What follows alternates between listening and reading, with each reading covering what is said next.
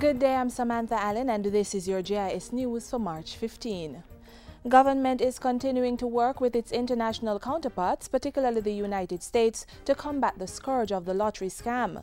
National Security Minister Peter Bunting gave the assurance on Thursday at a special press briefing at Jamaica House. There is a close working relationship and joint investigations taking place as we speak. So it would not surprise me if any of these resulted in an indictment in the U.S. and a subsequent extradition request. Just this week, Minister Bunting and State Minister for Science, Technology, Energy and Mining, Julian Robinson, were in the United States meeting with key Senate members and other interest groups to communicate government strategies for combating the lottery scam. Meanwhile, head of the Major Organized Crime and Anti-Corruption Task Force, Assistant Commissioner of Police Carl Williams, says the police are keeping abreast of the latest trends in the lottery scam. Every day we get calls alluding to new ways of scamming, but as soon as we get them, we devise strategies to deal with them. So far, the security forces have conducted numerous operations, seizing equipment and money while arresting scores of persons. The Law Reform Fraudulent Transactions Act has also been passed to strengthen the power of law enforcers.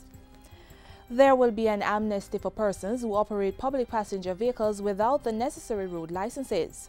The amnesty takes effect April 1 and will end on June 30 and is part of efforts to reduce the number of unregistered vehicles operating within the island. Minister of Transport, Works and Housing Dr. Omar Davies says it will apply to all geographical areas except those in the Kingston Metropolitan Transport Region that are exclusively licensed to the Jamaica Urban Transit Company. After the June 30, 2013 deadline, no licenses will be issued for these routes, and there will be a zero-tolerance approach by the Transport Authority and the police for those found to be operating without a road license. After the deadline, vehicles operating without road licenses will be seized and kept in storage until a road license is produced or the vehicles are disposed of by the authority. The Jamaica Urban Transit Company has inked a Memorandum of Understanding to have its buses repaired by young persons being trained at the Heart Trust NTA. Transport Minister Dr. Omar Davies says the initiative will save money while utilizing the expertise of locally trained individuals. You will simultaneously utilizing the expertise and training young people, as well as we'll be saving significant amounts in terms of foreign exchange. Dr. Davies says part of the depot on Lyndhurst Road will be reconfigured and retrofitted to ensure that the work is undertaken effectively.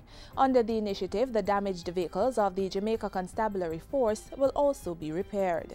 And finally, the Kingston Public Hospital has been gifted with over 100 wheelchairs valued at $4 million. The items were donated by the Rotary Club of St. Andrew with the assistance of the Wheelchair Foundation in America and the Girardin Family Trust in Florida. Health Minister Dr. Fenton Ferguson says this is an example of the kind of collaboration required to move the health sector forward. It is no secret that the government is strapped for resources as a result of limited fiscal space within which we find ourselves. I thank the Rotary Club of St. Andrew and its partners for their vision and for pursuing this very positive initiative to assist Jamaicans. And that's it for JIS News today. I'm Samantha Allen. Thanks for watching.